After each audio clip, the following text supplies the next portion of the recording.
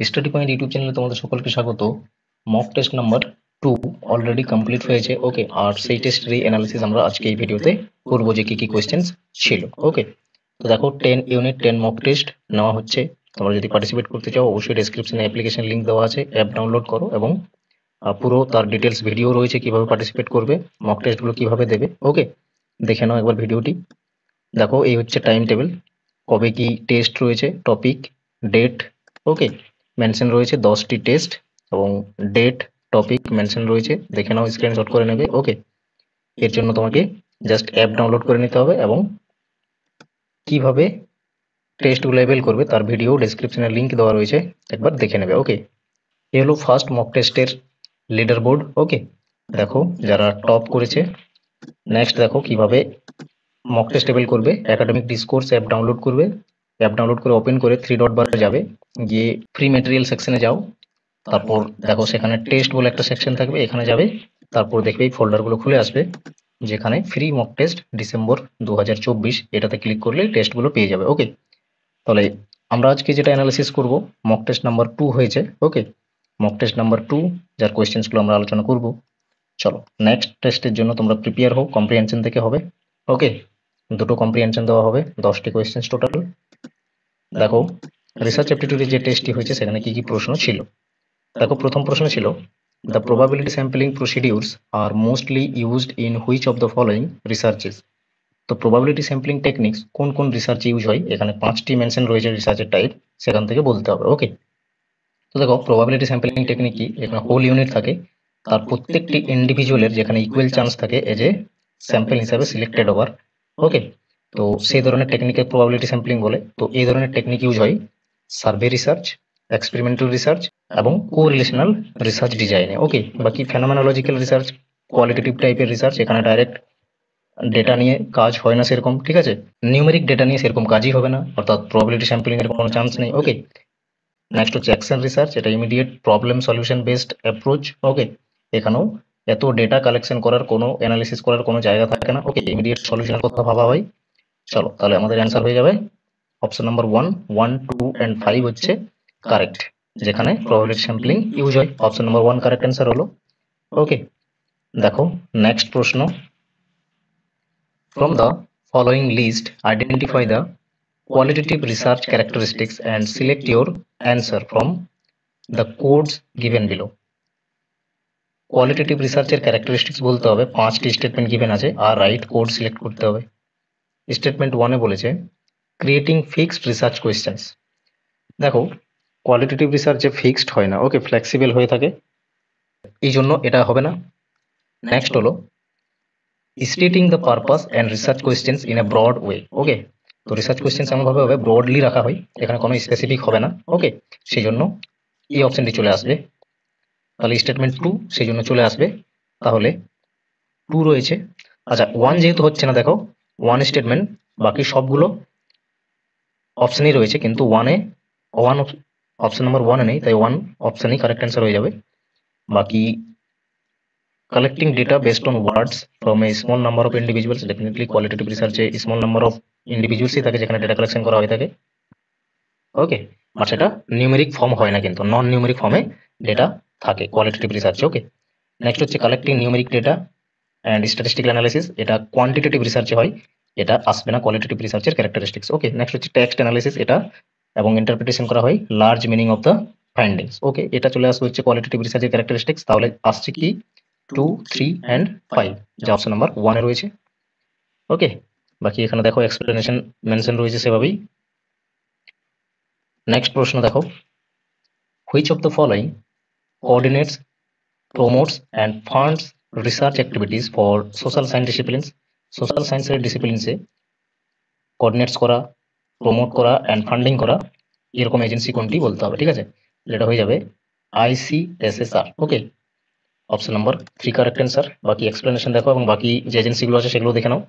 ICSSR, Indian council of social science research, it is a governmental organization in New Delhi, New দিল্লিতে এর headquarter রয়েছে। ওকে, promotes করছে, funding করছে রিসার্চকে all social সায়েন্সের যে ব্রাঞ্চগুলো রয়েছে তার। ওকে, তারপর রয়েছে ICPR, Indian council for philosophical research, এখানে ফোকাস করা হয় স্পেশালি কিনা ফিলোসফিক্যাল যে রিসার্চগুলো রয়েছে তার উপরে।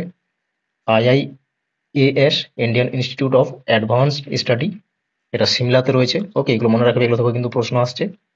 Encourages research in the humanities, social science, natural sciences but not primarily funding agency. ঠিক আছে, রিসার্চে অ্যাকচুয়ালি এনকারেজ করে, কিন্তু ফান্ডিং এজেন্সি হিসেবে এটা কিন্তু কাজ করছে না।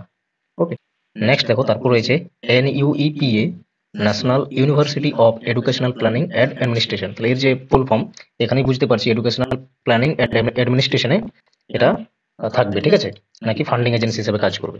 ওকে, চলো নেক্সট প্রশ্ন দেখো, বলা হয়েছে in which of the following arrangements a wider spectrum of ideas and issues may be made possible। তো কোন, এখানে যেগুলো মেনশন রয়েছে রিসার্চ আর্টিকেল, ওয়ার্কশপ, ওকে, কনফারেন্স, সিম্পোজিয়াম, তো এগুলোর মধ্যে কোনটিতে অ্যাকচুয়ালি কি হবে না, বেশি পরিমাণে আইডিয়াস বা ইস্যুস এগুলো নিয়ে ডিসকাস করা পসিবল। ওকে, ওয়াইড স্পেকট্রাম কোন অ্যাকচুয়ালি এখানে চারটার মধ্যে থাকবে, তো এর কারেক্ট অ্যান্সার হয়ে যাবে এটা পসিবল রয়েছে কনফারেন্সে, কারণ রিসার্চ আর্টিকেলে জাস্ট একটা পার্টিকুলার প্রবলেমের উপরে তার ফাইন্ডিংস আলোচনা করা হয়। ওকে, ওয়ার্কশপেও কি করা হয়, এখানে হ্যান্ডস অন অ্যাক্টিভিটিস হয়ে থাকে পার্টিকুলার একটা প্রবলেমের উপরে, সেটাকে কিভাবে ওভারকাম করা যাবে।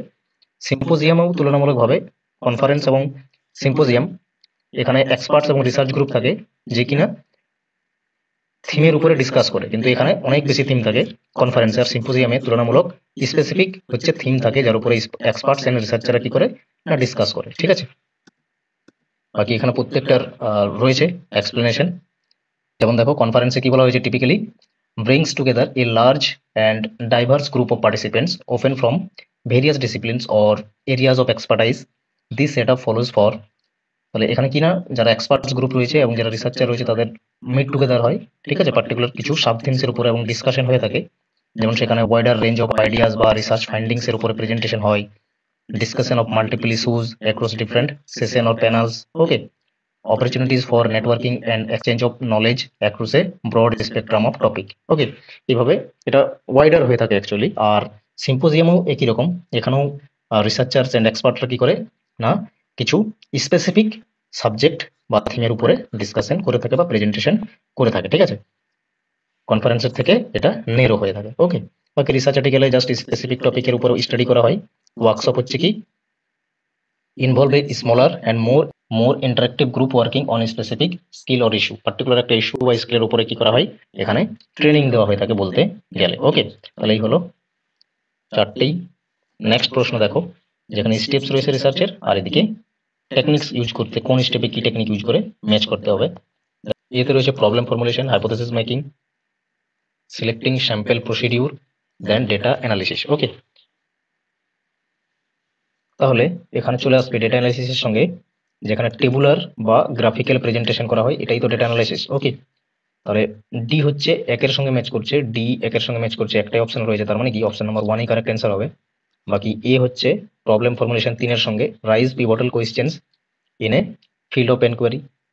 হাইপোথেসিস মেকিং হচ্ছে 4 এর সঙ্গে ম্যাচ করছে, set up relation among variables. Definitely hypothesis মানেই তো রিলেটেড ভেরিয়েবল গুলোকে সিলেক্ট করা বা সেটিং করা। ওকে, নেক্সট হচ্ছে সিলেক্টিং এ স্যাম্পল প্রসিডিউর, এটা চলে আসবে drawing A subset.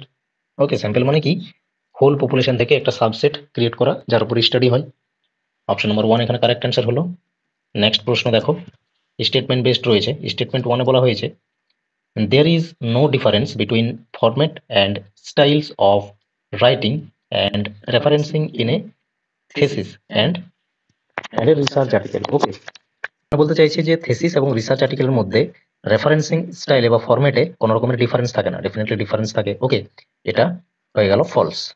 Research ethics and its observance are mandatory for all researches. Definitely research ethics এটা কি হবে না, ম্যান্ডেটরি যে কোনো ধরনের রিসার্চে। স্টেটমেন্ট 2 হবে কারেক্ট আর স্টেটমেন্ট 1 হয়ে যাবে false.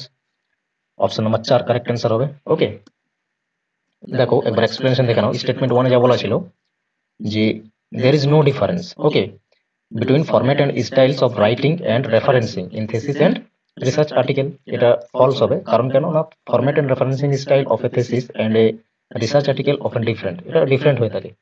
a thesis is typically more detailed, thesis more detail হবে, ঠিক আছে, with extensive sections like literature review and methodology, whereas research articles are concise and constructed to meet journal specific guideline। okay, তো research article কি হয়, journal specific guideline যেভাবে থাকে সেইভাবে সেটা স্ট্রাকচার্ড হয়ে থাকে, বাট থিসিস ডিটেলস একবারই হবে। ওকে, আর স্টেটমেন্ট 2 তো রিসার্চ এথিক্স তো যে কোনো ধরনের রিসার্চে কি হবে না, কনসিডার করা হয়ে থাকে। ওকে, সেই জন্য ট্রু হলো। নেক্সট দেখো কোয়েশ্চেন নাম্বার 7। কোয়েশ্চেন নাম্বার 7 বলা হয়েছে post positivism is related to which one of the following philosophies. কোন ফিলোসফির উপরে, ঠিক আছে, বা চিন্তাধারার উপরে পোস্ট পজিটিভিজম কি না রিলেট করছে। তো এর কারেক্ট অ্যান্সার হয়ে যাবে ক্রিটিক্যাল রিয়েলিজম। ওকে, না সাবজেক্টিভিটি, না এমপ্রিসিজম, না অবজেক্টিভিজম, এগুলো তিনটেই হবে না, ক্রিটিক্যাল রিয়েলিজমের উপর গুরুত্ব দেয়। কারণ post positivism subjectivity plus objectivity দুটোই হচ্ছে ইনক্লুডেড থাকছে। ওকে, ক্রিটিক্যাল বা স্ট্রিক্ট অবজেক্টিভিজম এটাকে কি করেছে না, রিজেক্ট করেছে। আর এখানে ইনকর্পোরেট করা হয়েছে সাবজেক্টিভিজম। ওকে, সাবজেক্টিভিজম ইনক্লুডেড রয়েছে, আর স্ট্রিক্ট অবজেক্টিভিজমকে এখানে রিজেক্ট করা হয়েছে। মানে পাশাপাশি দুটোকেই গুরুত্ব দেওয়া হচ্ছে, হিউম্যান পারসেপশন এটাকেও এবং ডেটার ওপরও। ওকে, তো সেই জন্য এটাকে ক্রিটিক্যাল রিয়েলিজম বলা হয়। নেক্সট কোয়েশ্চেন নাম্বার 8 দেখো, the probability of not accepting the null hypothesis when the alternative hypothesis is accepted is called। তাহলে কি বলা হয়েছে, the probability of not accepting the null hypothesis when the alternative hypothesis is acceptable। ওকে, এইটাকে কি বলা হবে, স্ট্যাটিস্টিকের ভাষায় এটাকে বলা হয় পাওয়ার। ওকে, দেখো পুরো এক্সপ্লেনেশন দেখো এবং আবার ভালোভাবে বুঝে নাও পাওয়ার বলতে কি বোঝায় actually. the power of statistical test is the probability of correctly rejecting the null hypothesis। তাহলে স্ট্যাটিস্টিকে পাওয়ার বলতে কি বোঝায় না, যখন কারেক্টলি রিজেক্ট করতে পারা যাবে নাল হাইপোথিসিসকে, এই টেস্টকে কি বলা হয়, পাওয়ার। কি না, যখন অল্টারনেটিভ হাইপোথিসিস কি ট্রু হবে, তাহলে কি নাল হাইপোথিসিসকে রিজেক্ট করা দরকার। তো এটাই হচ্ছে, রিজেক্ট করতে পারাটাই হচ্ছে স্ট্যাটিস্টিক্যালি এটাকে বলা হবে পাওয়ার। ওকে, এটা এইভাবে ক্যালকুলেট করা হয় 1 minus beta. Beta is the probability of a type 2 error. Okay, মানে এটাকে বাদ দিতে পারা, মাইনাস করে দেওয়া মানেই তো বাদ দিতে পারা। Okay, failing to reject the null hypothesis when the alternative hypothesis is true। তাহলে টাইপ 2 এরর কখন তৈরি হয় না, অল্টারনেটিভ হাইপোথিসিস ট্রু হচ্ছে বাট নাল হাইপোথিসিসকে রিজেক্ট করতে না পারা, এই যে এররটা, এটাকে টাইপ 2 এরর বলে। ওকে, নেক্সট প্রশ্ন দেখো, which of the following research approaches suggest that theory is an outcome of research। ওকে, তাহলে থিওরি বিল্ডিং হয় কোন রিসার্চে, ডেফিনেটলি সবাই তোমরা জানো যে ইন্ডাকটিভ রিসার্চে কি হয় না, থিওরি বিল্ডিং হয়। ওকে, আর ডিডাকটিভ রিসার্চে কি হয়, থিওরি টেস্ট হয়। ওকে, এটা মনে রাখবে। Option number 2 correct answer. বাকি এক্সপ্লেনেশন একবার দেখে নেবে, এখানে ডিটেলস এক্সপ্লেনেশন করা রয়েছে। নেক্সট প্রশ্ন দেখো, according to UGC regulation 2018 on plagiarism, a faculty will be denied 2 successive annual increments for which of the following similarities in research publication। ঠিক আছে, কত পার্সেন্ট সিমিলারিটি থাকলে 2 ইয়ার সাকসেসিভ 2 ইয়ারের কি হবে না, অ্যানুয়াল ইনক্রিমেন্ট কি ডিনাই করে দেওয়া হয়। তো এটা টাইপ 3 তে অ্যাকচুয়ালি হবে। ঠিক আছে, প্লেগারিজমের যে সিমিলারিটি সেখানে টাইপ 3 তে এটা হয়ে থাকে, আর মোর দেন 60% সিমিলারিটি যদি হয় তখন এই ধরনের ঘটনা হয়ে থাকে যে 2 ইয়ার সাকসেসিভ অ্যানুয়াল ইনক্রিমেন্ট বন্ধ করে দেওয়া হয়। ঠিক আছে, তাহলে মোর দেন 60 রয়েছে কি ডি তে রয়েছে, আর সি তে রয়েছে, বাকিগুলো বিলো রয়েছে 60। তাহলে সি এন্ড ডি হবে কারেক্ট অ্যান্সার, মানে অপশন নাম্বার 4। বাকি সমস্ত লেভেলগুলো একবার দেখে নাও 2018 অ্যাকর্ডিংলি কি কি পেনাল্টিজ রয়েছে যদি একাডেমিক রিসার্চে কি না প্লেগারিজম বা সিমিলারিটি আসে। যদি মনে করো 10% থাকে সিমিলারিটি, তাহলে সেটাকে জিরো লেভেল সিমিলারিটি বলে, আর এখানে কোনো পেনাল্টি থাকে না, মাইনর সিমিলারিটি হিসাবে এটা ধরা হয়। লেভেল 1 যে সিমিলারিটি, এখানে 10% টু 40% এটাকে ধরা হবে।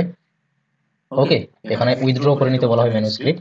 লেভেল 2 প্লেগারিজম কি হয়, 40 থেকে 60% হয়, এখানে 1 ইয়ারের অ্যানুয়াল ইনক্রিমেন্ট ডিনাই করে দেওয়া হয় ফ্যাকাল্টিদের। ওকে, আর shall not be allowed to be supervise any new masters MPhil বা পিএইচডি স্টুডেন্টস। এটা 2 ইয়ার্স এর জন্য কি করা হয়, ডিনাই করে দেওয়া হয়, অ্যালাউ করা হবে না তখন।